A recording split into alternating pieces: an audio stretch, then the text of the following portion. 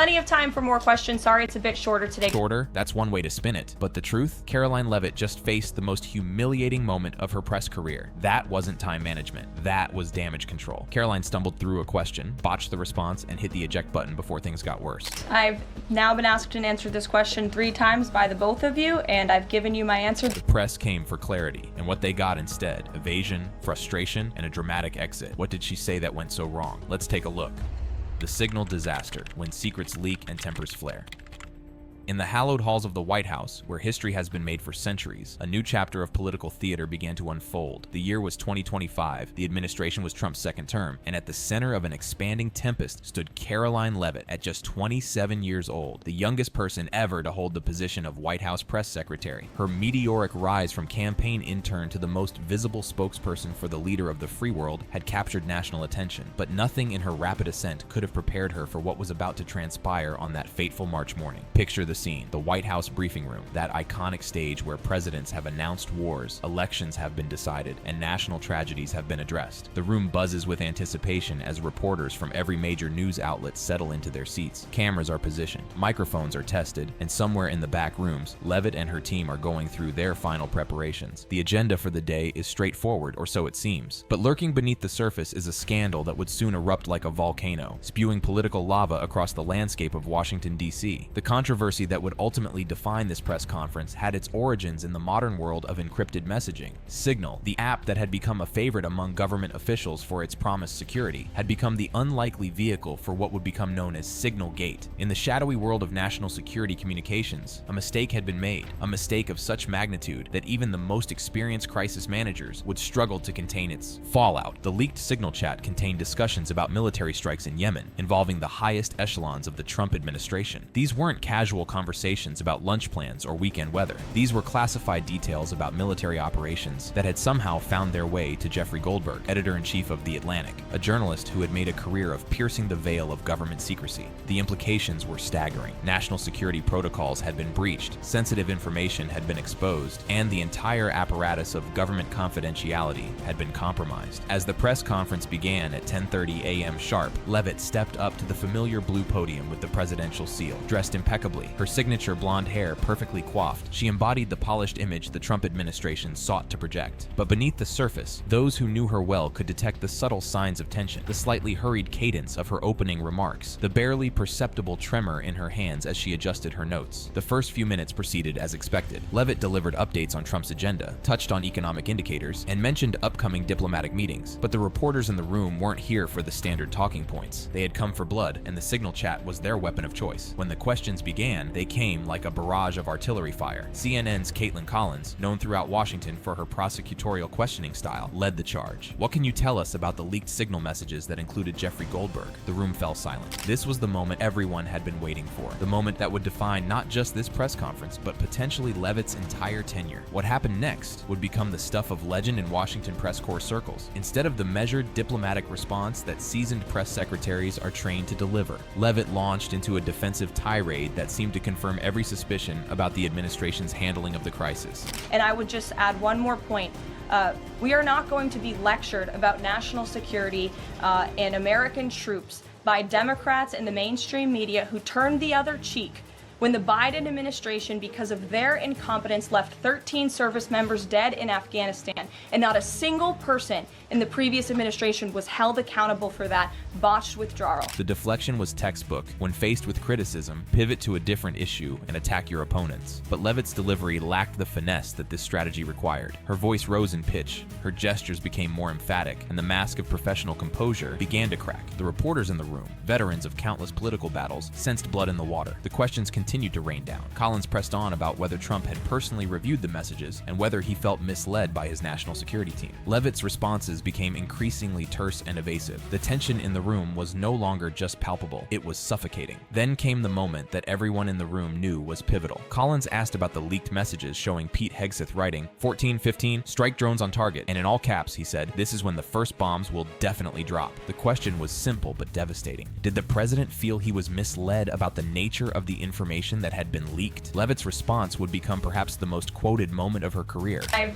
now been asked and answered this question 3 times by the both of you, and I've given you my answer. Not taking your follow-up. I have a follow-up on something you just said, though, Karoline. That's Caitlin, regarding I'm not Jeffrey taking Goldsberg. your follow-up. The crack in her composure was now a gaping chasm. Her refusal to take follow-up questions, a fundamental breach of press conference etiquette, sent shockwaves through the room. This wasn't just evasion. This was an open display of hostility toward the very institution of the free press that the First Amendment guarantees. The conference, which typically would run 45 to 60 minutes, had now been reduced to a mere 25 minutes, with Leavitt speaking for less than 10 minutes before taking questions. As she prepared to exit the podium abruptly, the murmurs among reporters turned to outright expressions of disbelief. Some pulled out their phones immediately, fingers flying across screens as they composed tweets and dispatches describing what they had just witnessed. The reactions on social media were swift and brutal. One ex-user captured the sentiment perfectly. Karoline Leavitt got scared and just ran off the stage after getting grilled by reporters about the Signal chat. Another tweet went viral within minutes. Karoline Leavitt practically ran out of that press conference after getting hammered by reporters. The Irish Star, in their coverage, painted a particularly vivid picture of the scene, describing Leavitt as humiliated and suggesting she had lost her temper.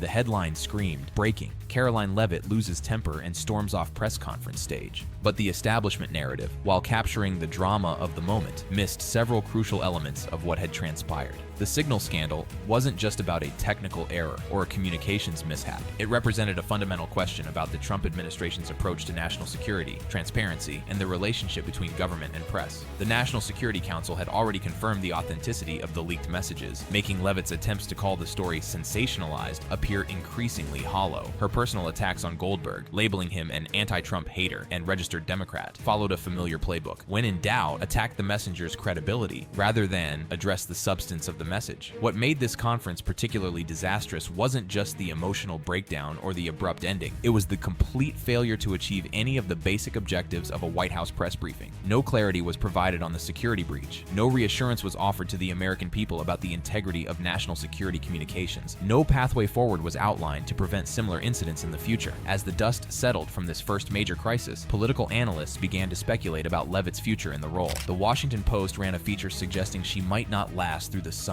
Politico published profiles exploring whether her youth and inexperience had caught up with her. Conservative media outlets, typically supportive of the administration, found themselves in the awkward position of either defending the indefensible or remaining conspicuously silent. The Signal disaster had exposed something deeper than just one press secretary's inability to handle tough questions. It revealed the fault lines in the Trump administration's approach to governance, the tension between transparency and secrecy, between accountability and loyalty, between the public's right to know and the government's interest in controlling information. As March faded into memory and April approached on the calendar, the Washington rumor mill churned with speculation about what would come next. Would Leavitt regroup and return stronger? Would the administration double down on its media strategy? Would new controversies overshadow this one? The answers to these questions would come sooner than anyone expected, and they would prove to be even more shocking than what had already transpired. The stage was set, the players were in motion, and Act 2 of this political drama was about to begin. April's avalanche, the TikTok controversy, and unhinged briefings.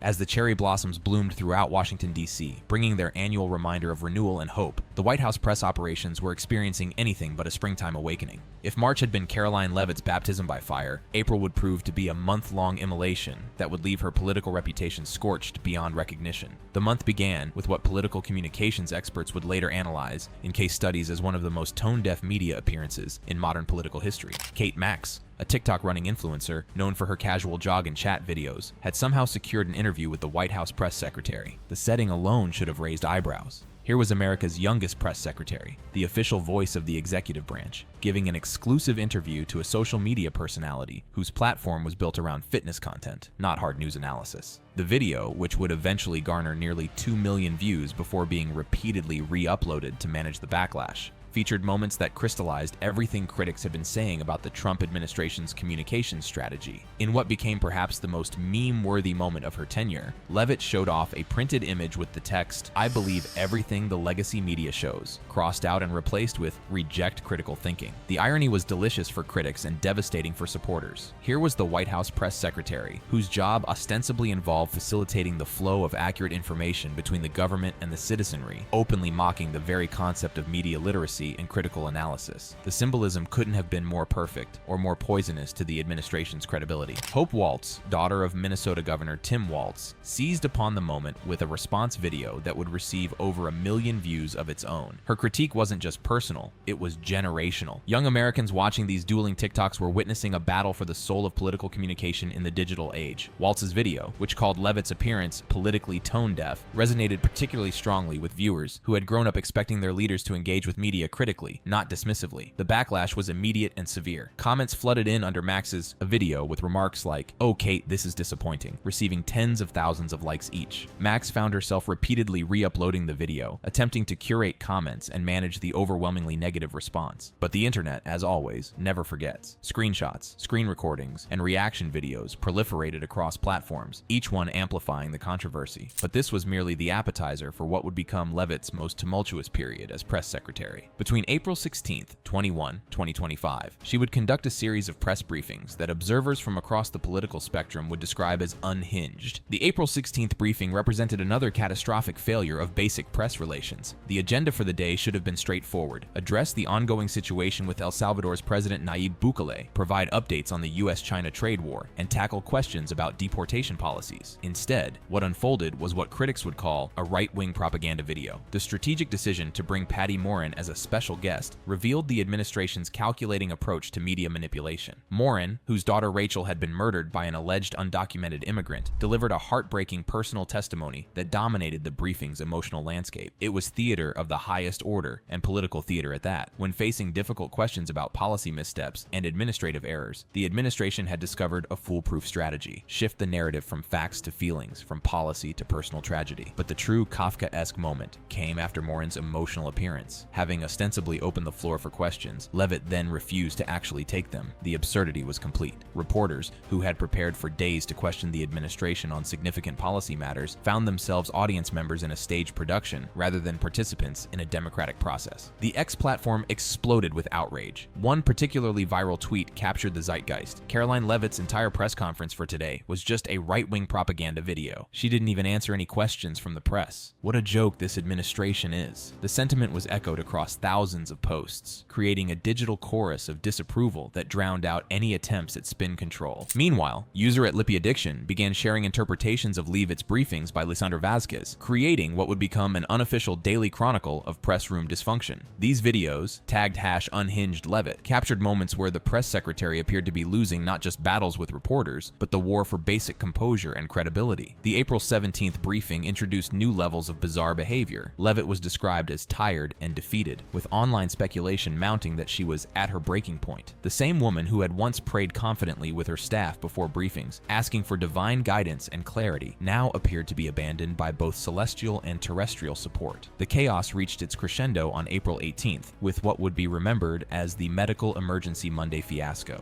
During what should have been a routine swearing-in ceremony for Dr. Mehmet Oz as administrator for the Centers for Medicare and Medicaid Services, pandemonium erupted. A young girl, reportedly a member of Oz's family, suddenly collapsed. Trump paused mid-speech about Iran's nuclear program. Secret Service agents rushed to assist. And at the center of it all was Leavitt, yelling "press out" with such force that her voice cracked audibly. The video footage told the story more vividly than any words could. The scene was pure chaos. The most powerful room in America transformed into a scene from a medical drama. Trump stepping away from the podium, Dr. Oz rushing toward the commotion, and Leavitt forcefully removing the press corps while the girl was being attended to. The optics were disastrous. The administration appeared unprepared for even basic medical emergencies, and Leavitt's handling of the press evacuation seemed less like professional crisis management and more like panic in action. Conservative media found themselves in an impossible position. How could they defend press briefings that were increasingly resembling reality TV spectacles rather than governmental communications? Fox News, typically the administration's most reliable ally, found their coverage growing increasingly neutral, then cautiously critical. The root of the disaster lay not just in individual incidents, but in the systematic dismantling of traditional press relations. Leavitt's infamous interview on the Ruthless podcast revealed the contempt underlying her approach when she admitted to Googling reporters names to dismiss them, and calling journalists a-holes for citing experts, she wasn't just showing unprofessionalism. She was revealing a systemic approach to delegitimizing the press. Her policy of ignoring emails from reporters with pronouns in their bios wasn't an isolated quirk. It was part of a broader strategy to exclude diverse voices and create an echo chamber of approved perspectives. The veteran reporters watching these developments unfold spoke privately of an atmosphere that had become toxic. One unnamed journalist told Politico that Leavitt had created an environment of hostility, mockery, and disparagement, unprecedented in their decades of covering the White House. As April drew to a close, political observers noted a troubling pattern. The more pressure Leavitt faced, the more she seemed to double down on tactics that were clearly failing. Each disastrous press conference seemed to beget another, each controversy to spawn new complications. The stage was now set for May, a month that would bring technical blunders so embarrassing, even Leavitt's most ardent supporters would struggle to spin them positively.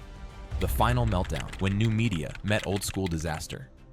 May 1st, 2025 began like any other spring morning in the nation's capital. The sun rose over the Potomac. Tourists gathered at the Washington Monument, and in the White House briefing room, preparations were underway for what would become one of the most technologically embarrassing moments in executive branch history. The briefing was meant to showcase the administration's achievements. Deputy Chief of Staff Stephen Miller was present to discuss policy victories, and the room was arranged with the administration's trademark attention to staging and symbolism. But what unfolded instead would become a masterclass in Murphy's Law. Everything that could go wrong did go wrong, and it did so in the most public way imaginable. Leavitt, attempting to project confidence and competence, announced she would play a clip of President Trump's latest remarks. The expectation was simple. Press play, let the president's words fill the room, and use the soundbite to pivot into the day's messaging. Instead, what blared through the speakers was a Fox News broadcast, creating a moment of such cringeworthy awkwardness that Fox News itself had to cut away from their live coverage of the briefing. The symbolism was devastating. Here was the press secretary, who had championed new media and influencer briefings as the future of White House communications, unable to execute the most basic audio-visual operation. The metaphor wrote itself. The administration that claimed to be revolutionizing government communications couldn't even play a video correctly. Social media, that great democratic equalizer, seized upon the moment with relish. One particularly cutting X user commented, "This is what I hear every time she opens her mouth." The joke struck a nerve precisely because it captured something fundamentally true about the administration's communication style. All noise, no signal. But the technical mishap was merely the opening act for a May that would expose the deep flaws in Leavitt's approach to press relations. Her new media briefings, once heralded as groundbreaking innovation, now revealed themselves as exercises in manufactured consent. These sessions featured influencers who weren't there to challenge or investigate. They were there to provide predetermined narratives. When figures like MAGA Malfoy asked questions so transparently supportive they bordered on satire, the press room transformed from a forum for accountability into what the New York Times called propaganda briefings with planted stooges. The irony was rich. The administration that had promised to drain the swamp was creating its own ecosystem of swamp creatures, handpicked to amplify preferred narratives rather than seek truth. When Link Lauren, dubbed MAGA Malfoy by critics, asked questions that read more like fan mail than journalism, the traditional press corps could only watch in dismay as the institution they had devoted their careers to was slowly dismantled before their eyes. The final indignity came with what might be called the live fact-check fiasco. During a briefing, Leavitt made a claim about a federal judge blocking Trump's Alien Enemies Act, calling the judge a Democratic activist appointed by Obama. A reporter immediately corrected her. The judge had been appointed by George W. Bush. The moment crystallized everything wrong with Leavitt's approach. Her immediate reaction wasn't to acknowledge the error gracefully or to thank the reporter for the correction. Instead, she quickly attempted to move on, embodying the very evasiveness that had come to define her tenure. In doing so, she missed a crucial opportunity to demonstrate the humility and grace that great public servants possess. The Washington press establishment had seen enough. Veteran reporters began speaking more openly about what they were witnessing. The transformation of the briefing room into an atmosphere of hostility, mockery, and disparagement marked a new low in executive press relations. But here's where the establishment narrative reveals its blind spots. While mainstream media focused on individual gaffes and technical failures, they largely overlooked the strategic implications of what Leavitt was doing. Her strategy to fundamentally alter the relationship between the White House and the press wasn't a series of accidents. It was a deliberate campaign. The campaign finance violations that resurfaced during this period, over $325,000 in unresolved debt from her 2022 congressional run, including potentially illegal donations, added another layer of ethical questions to the professional ones. The FEC had sent 13 letters flagging issues that remained unaddressed, creating a shadow that followed her into her new role. Yet despite these mounting controversies, Leavitt's approval ratings among Trump supporters remained remarkably stable. Her prayer sessions before briefings, captured and shared on social media, resonated with the evangelical base. Her aggressive defense of deportation policies and attacks on fake news continued to play well with the MAGA faithful. This disconnect revealed a fundamental truth about modern American politics. Effectiveness isn't measured by traditional metrics of competence or professional conduct. In the new reality Leavitt helped create, success is measured by loyalty to the leader and ability to dominate news cycles through controversy and conflict. The cumulative effect of these disasters created what media observers called the Leavitt paradox. The harder she worked to control the narrative, the more chaos she created. Her attempts to bypass traditional media through TikTok and influencer briefings only highlighted her struggles with basic press functions. The establishment media had their narrative. Leavitt was in over her head, her youth and inexperience, fatal flaws in a role that demanded gravitas and expertise. The Irish Star ran headlines that screamed, "Humiliated Karoline Leavitt loses her temper." The New Republic categorized her strategy as pure propaganda, but the alternative narrative presents a more nuanced picture. Leavitt's disasters weren't accidents or personal failings. They were the inevitable result of attempting to reshape the entire institution of White House press relations. Every controversial decision, from ignoring emails with pronouns to dismissing reporters based on Google searches, served a larger purpose, undermining the traditional press's claim to authority and creating new channels of communication that bypassed critical filters. The final act of this drama played out not with a dramatic exit, but with a systematic transformation. Leavitt's prayer rituals before briefings, once a touching personal glimpse, now appeared as armor against the daily battles she faced. Her continued defense of controversial policies, from deportations to economic measures, demonstrated an unwavering loyalty that Trump valued above all else. For those who seek a more skeptical view of the establishment narrative, consider this. Leavitt's performance, while disastrous by traditional standards, achieved something the Trump administration had long sought. The briefing room, once the domain of accountability journalism, had been transformed into contested terrain where the rules were constantly being rewritten. The press conferences that had once been exercises in democratic transparency now served as daily reminders that the relationship between government and press was fundamentally changing. Whether this represented a healthy evolution or a dangerous regression depended entirely on one's perspective on the role of media in democracy. As this chapter of American political history closes, one truth emerges. Karoline Leavitt's tenure will be remembered not for its competence or grace, but for its role in accelerating the transformation of how American presidents communicate with their citizens. In failing so spectacularly at traditional press relations, she may have succeeded brilliantly at hastening the arrival of a new paradigm. The question that remains for future historians: was Leavitt's disaster a cautionary tale about the dangers of youth and inexperience in positions of power, or was it the birth pangs of a new era in political communication? The answer may depend as much on what happens next as on what has already occurred. If you enjoyed this video and want to stay up to date with the latest news, be sure to check out the suggested cards on your screen.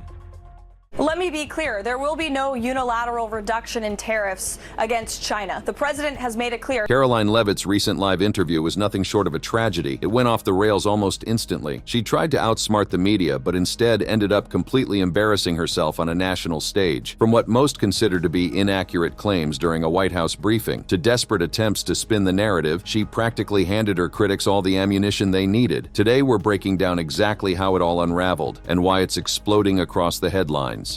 The rise of controversy. In the turbulent landscape of American politics, few figures have emerged as quickly and controversially as Karoline Leavitt. Today, we're examining a situation that has captivated political commentators and everyday Americans alike. White House Press Secretary Karoline Leavitt's recent press appearance that many are describing as nothing short of catastrophic. As the youngest press secretary in American history at just 27 years old, Leavitt has been a lightning rod for both admiration and scrutiny since assuming her role in January 2025. Before we dissect the disaster that unfolded, it's essential to understand the figure at the center of this political storm. Karoline Leavitt rose quickly through Republican ranks, working in the first Trump administration before an unsuccessful congressional run in New Hampshire in 2022. Despite that electoral defeat, her unwavering loyalty to former President Trump secured her a position in his 2024 campaign and ultimately the prestigious role of White House press secretary. Her rapid ascent has been remarkable, from a small-town New Hampshire upbringing to one of the most visible positions in American politics. press. Leavitt's communication style has been characterized by a combative approach toward traditional media outlets since day one. In her very first briefing on January 28, 2025, she set a confrontational tone, declaring that Americans' trust in mass media has fallen to a record low and emphasizing the inclusion of what she termed new media, podcasters, influencers, and conservative outlets that might be more sympathetic to the administration's messaging. This strategic shift was immediately evident when she called on Axios's Mike Allen and Breitbart's Matt Boyle before legacy outlets like the Associated Press, breaking decades of protocol and signaling a new era in White House communications. The message was clear. The traditional press would no longer be given the deference they'd grown accustomed to over generations. But what exactly happened during the briefing that has everyone talking? Let's examine the pivotal moments that transformed a routine press conference into what critics are calling a complete meltdown. The controversy centers around what has become known as the Signalgate scandal, a significant security breach where top Trump administration officials accidentally included the Atlantic's editor-in-chief Jeffrey Goldberg in a Signal group chat discussing sensitive military strike plans against the Houthis in Yemen. The leaked messages, published by The Atlantic, revealed conversations about potential military operations, creating a firestorm of questions about the administration's information security protocols. On March 26, 2025, Leavitt held what would become an infamous press conference lasting less than 25 minutes. She began by speaking for under 10 minutes before taking questions that quickly centered on the leaked war plans. From the outset, her defensive posture was evident as she dismissed the Atlantic story as sensationalized and accused Goldberg of being an anti-Trump hater and a registered Democrat. What followed was a masterclass in how not to handle a crisis. Leavitt claimed no classified information had been leaked and that National Security Advisor Mike Waltz, who had inadvertently added Goldberg to the chat, had taken responsibility. She mentioned an investigation was underway but provided virtually no specifics, a response that journalists found woefully inadequate given the gravity of the situation. The tension in the room escalated dramatically when CNN's Caitlin Collins attempted to probe deeper, asking if President Trump felt misled by his national security advisors. Leavitt's response was immediate and harsh. Visibly frustrated, she snapped, "I have now been asked and answered this question 3 times by the both of you," refusing to allow a follow-up question and quickly calling on another reporter. This exchange was widely reported as a loss of composure that set the tone for what was to come. As the questioning continued, and it became clear that journalists weren't going to let the Signalgate issue drop, Leavitt made a decision that would define the briefing in public memory. After realizing most questions focused on the scandal, she abruptly ended the conference, citing a need to avoid counter-programming Vice President J.D. Vance's upcoming speech. She also mentioned Trump's scheduled appearances later that day, hastily adding, "Sorry it's a bit shorter today, guys," before making a quick exit from the podium. This premature departure was immediately characterized across social media platforms as her running away from difficult questions. One user on X wrote, "Karoline Leavitt got scared and just ran off the stage after getting grilled by reporters about the Signal chat." Another commented, "Karoline Leavitt practically ran out of that press conference after getting hammered by reporters." These sentiments framed her as unprepared and overwhelmed by the scrutiny she faced. The media response was equally unforgiving. Outlets like the Irish Star and the Mirror US described the event as a humiliation, emphasizing Leavitt's apparent inability to handle tough questions. Some forums even used harsh language, with users calling her a rat running away from danger and criticizing her for gaslighting the public about the leaked plans. Perhaps most damaging to Leavitt's credibility was her insistence that the leaked messages were not war plans, but merely attack plans, a distinction that many viewed as meaningless semantic wordplay. Critics, including the Mirror US, pointed out that Defense Secretary Pete Hegseth had posted a timeline of the bombing in the chat, directly contradicting her attempts to downplay the severity of the leak. The fallout continued days later. On April 1st, 2025, Leavitt provided what many considered an inadequate update on Signalgate, stating, "This case has been closed here at the White House as far as we are concerned, and that unspecified steps had been taken to prevent future leaks." This vague response only fueled further criticism, with commentators on social media labeling her the resident minister of propaganda for what they perceived as a transparent attempt to sweep a serious national security concern under the rug. The incidents we've explored thus far paint a picture of a press secretary under siege, struggling to maintain control of the narrative amid a major scandal. But the story doesn't end here. In fact, it gets considerably more complicated as Leavitt faced additional controversies in subsequent briefings. How did she handle accusations about spreading misinformation? What happened when she was confronted about controversial immigration policies? And did she manage to recover from her initial stumbles, or did the situation continue to deteriorate?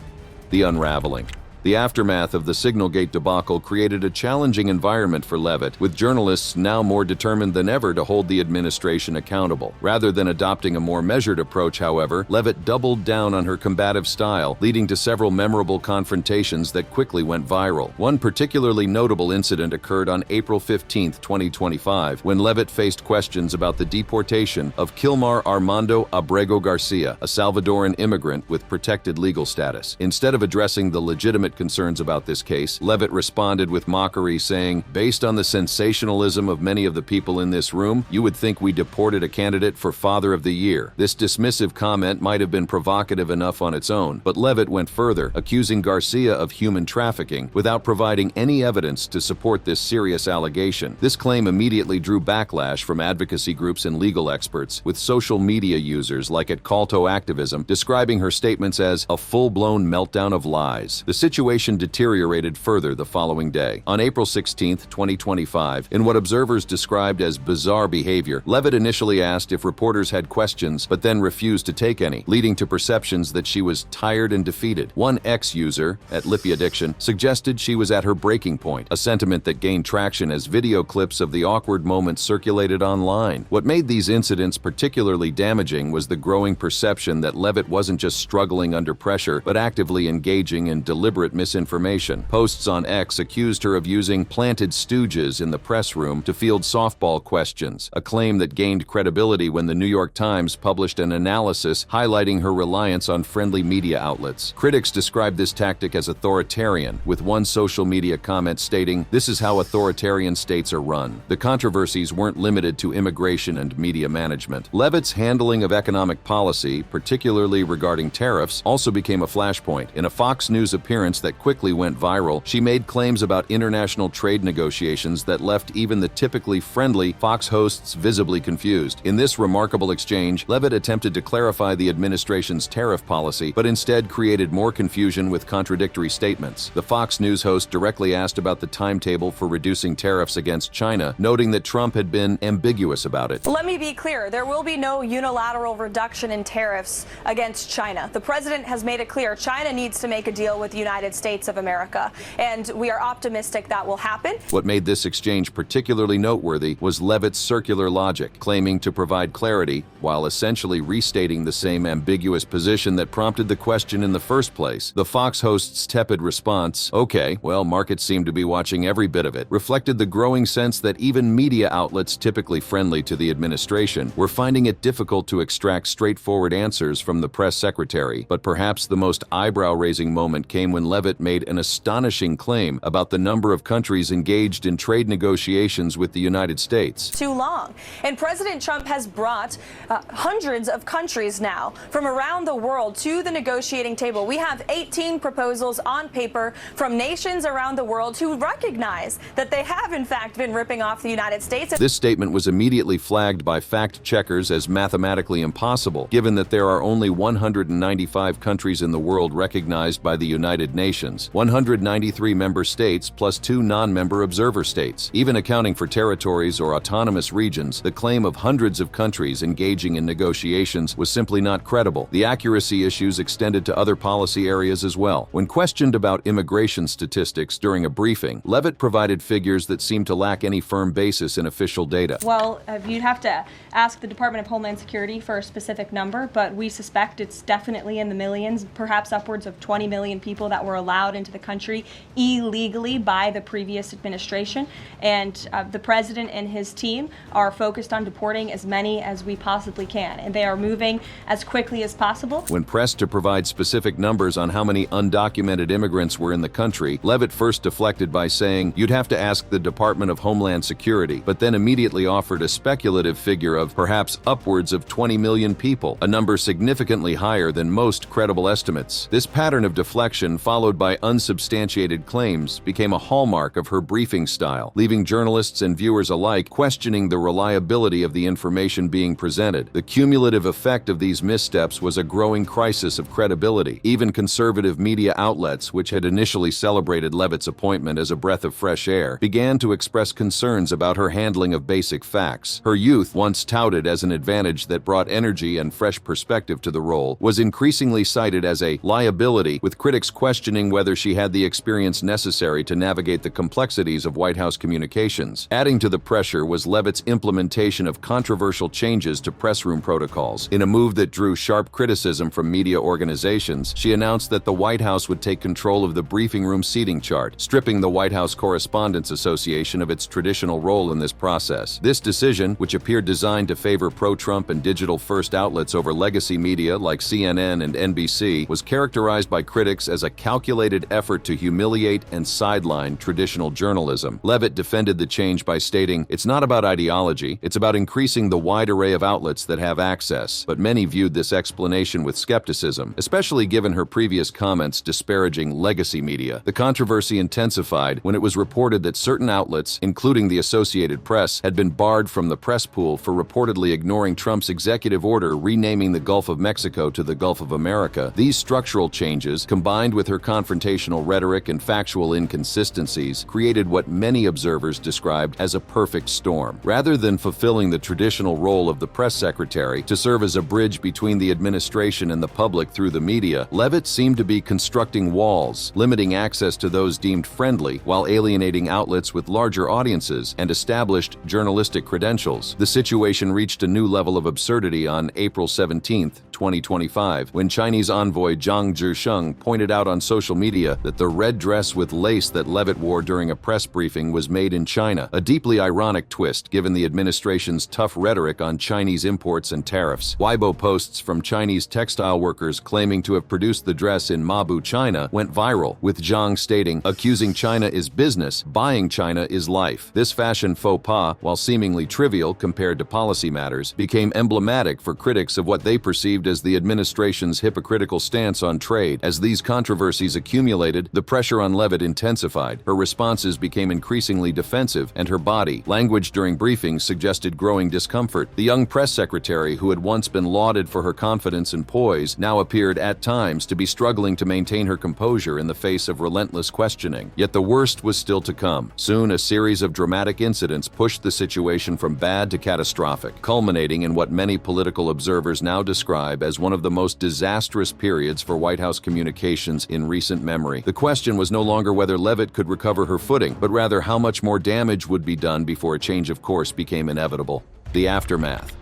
The combination of the Signalgate debacle, her confrontational media strategy, and the growing list of factual inaccuracies had created a perfect storm of credibility issues. But rather than a course correction, what followed was a series of incidents that further undermined her standing and transformed what might have been salvageable missteps into what many now view as an unmitigated disaster. On April 19, 2025, in what should have been a routine ceremony, Leavitt abruptly ended a briefing due to a medical emergency during Dr. Mehmet Oz's swearing in as administrator for the Centers for Medicare and Medicaid Services. Witnesses described her shouting "press out" to evacuate reporters, a moment characterized as panicked by media outlets. While this response may have been appropriate given the circumstances, the optics of yet another prematurely terminated briefing reinforced the narrative of a press secretary struggling to maintain control. The following week brought no respite. On April 22, 2025, Leavitt found herself defending Defense Secretary Pete Hegseth amid reports of dismissed Pentagon officials leaking against him. When asked directly if President Trump still had confidence in Hegseth despite the controversies, she responded with unequivocal support.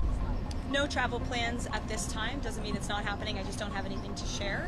But the president, of course, is aware of the passing of the Pope and did put out a statement this morning. And we're praying for the millions of Christians around the world who love the Pope and admired him this morning. The president absolutely has confidence in Secretary Hegseth. I spoke to him about it this morning, and he stands strongly behind him. This expression of support was followed by more detailed comments when a reporter pressed her on her claim that the entire Pentagon is working against Secretary Hegseth, despite the fact that the fired officials were Hegseth's own appointees. They were Pentagon employees who leaked against their boss to news agencies in this room, and it's been clear since day one from this administration that we are not going to tolerate individuals who leak to the mainstream media, particularly when it comes to sensitive information. And the Secretary of Defense is doing a tremendous job, and he is bringing monumental change to the Pentagon. Her characterization of the fired officials as disloyal leakers contradicted reports that they were part of Hegseth's inner circle, raising questions about her grasp of the situation or willingness to present an accurate picture. More troubling was her blanket dismissal of leaks leaks to the mainstream media as inherently problematic, regardless of the substance or public interest in the information being revealed. This stance on leaks appeared particularly hypocritical given the administration's own challenges with information security, as exemplified by the Signalgate scandal. Leavitt's attempt to frame media reporting based on such leaks as a smear campaign further strained her relationship with journalists who viewed their work as essential accountability reporting. The controversy over Leavitt's handling of press briefings extended beyond specific policy issues to encompass broader concerns about the administration's media strategy. A New York Times analysis claimed she relied on planted stooges in the press room to field softball questions, enabling her to push administration talking points with minimal scrutiny. While this characterization may have been overblown, there were legitimate questions about the systematic favoring of sympathetic outlets and the marginalization of those perceived as critical. Leavitt's personal style also became a subject of discussion. Her practice of praying with staff before briefings, reported by the Washington Post, sparked controversy when social media users characterized it as a vile PR stunt, a criticism that supporters viewed as an unfair attack on her sincere religious expression. This incident highlighted how even aspects of Leavitt's personal approach to the job had become politicized in the intensely partisan environment of Washington. The cumulative effect of these controversies was a press secretary increasingly viewed through polarized lenses. Supporters, particularly on conservative platforms like Fox News and accounts like @Vigilant Fox on X, praised her for shattering media narratives and standing firm against what they perceived as hostile questioning. Critics, meanwhile, saw a propagandist who prioritized loyalty to Trump over factual accuracy and transparent communication with the American public.